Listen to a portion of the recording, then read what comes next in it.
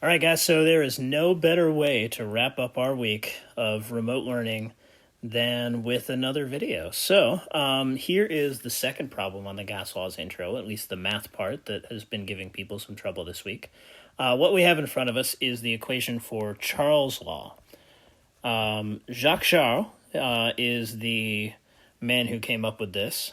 He was a scientist and a hot air balloonist, and figured out that when the whole principle behind hot air balloons is that when you heated them up, when you increased the temperature, the volume increased along with it. And he could actually predict sort of the temperature of the air that needed to be achieved to be able to inflate the balloon to a certain volume. So he really helped people understand why hot air balloons worked in the way that they did. And so this is the equation that he came up with.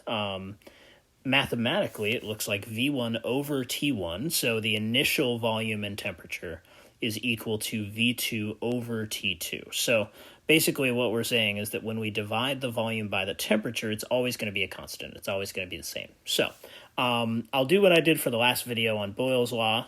Check that out and like and subscribe if you haven't already.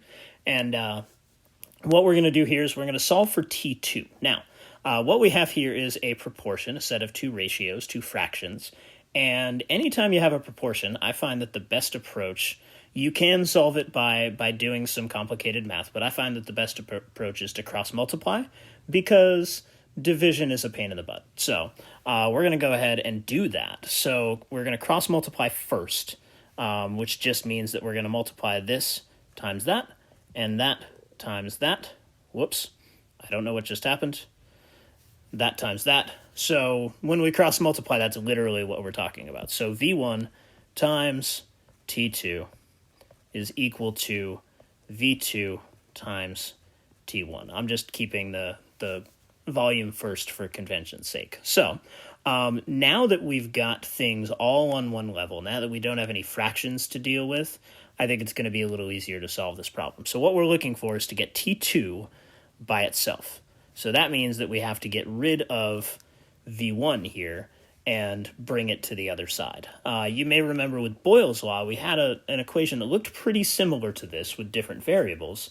And the rule is that whenever we want to get a variable to the other side of the equation, we have to do the opposite operation that's listed in the equation itself. So here, we're multiplying V1 times T2.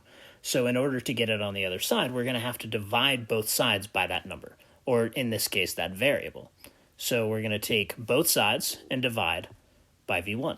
So in our case here, T2 is equal to V2 times T1 over V1.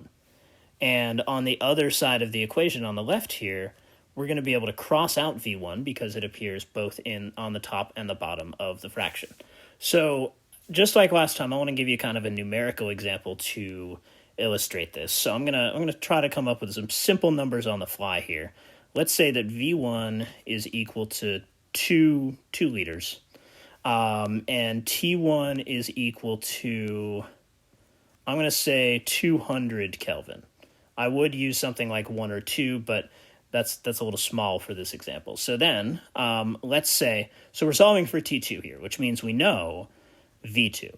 Let's say that we decrease the volume, we press this thing in, and now the volume is 1 liter. So we basically cut the volume in half, and we want to figure out what the new temperature is going to be. Now, we know from sort of common sense that when you increase the temperature, when you make the particles move faster, they expand and the volume will increase. So if we've decreased the volume, like we have in this case, the new temperature should be should be less than what we started with. So let's go ahead and plug these in. So if we look at our equation here, our Charles' Law equation, we're going to have 2 liters over 200 Kelvin is equal to 1 liter over T2, because that's what we don't know yet. So now, sorry it's a little slanted here, but you're going to get the idea. Now, we're going to cross multiply first. So 200 times 1 equals 2 times T2. So 200 times 1 is obviously 200. 200 equals 2 times T2.